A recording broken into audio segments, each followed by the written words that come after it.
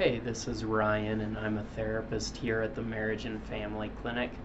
Lots of couples come in because they keep having the same fight over and over, or their fights are really intense and painful. It's really common to go through conflict in our intimate relationships, so here are 3 do's and don'ts for fighting with your partner. First, do have a plan on how you're going to address conflict when it comes up.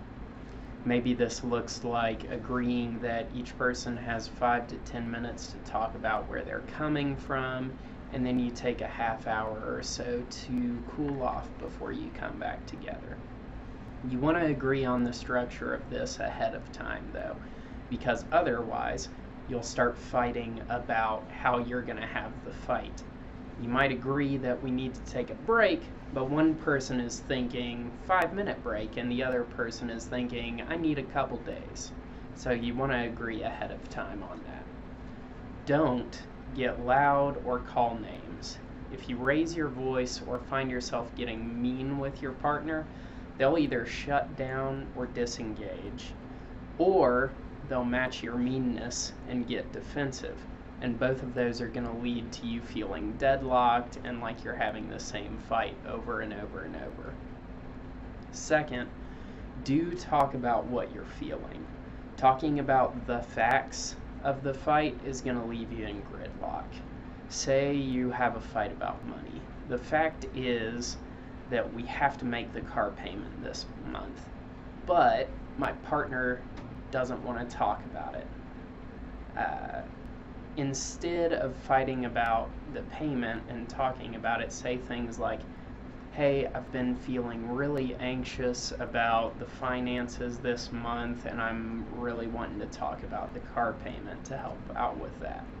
Instead of staying stuck on the stressor, you're shifting the conversation to sharing with each other about what's going on inside you. Don't blame each other for how you're feeling. Too many couples hear that part about talking about feelings and start saying things like, you make me feel lonely when you do this, or you make me feel angry when you do this. You're not really talking about your feelings in that instance so much as you're blaming your partner for how you feel. And blaming someone closes people off. So instead of talking in those blaming terms, you're going to want to shift towards sharing how you're feeling, because sharing is going to open doors. And last, do stay on the conflict that you're having in the present. If you drift to unresolved fights from the past, then most likely the fight you're having right now is also going to go unresolved. If you stick to the present moment, you're much more likely to actually deal with whatever the stressor is that came up and not stay stuck. Don't try to win the fight. If your main goal is to win a fight, then the best case scenario is that your partner is going to feel defeated at the end. If you approach fights with your partner like debates, then someone will always end up feeling like the loser. And if you end things feeling awful, there's no room for connection afterwards. Hope that was helpful. Have a great day.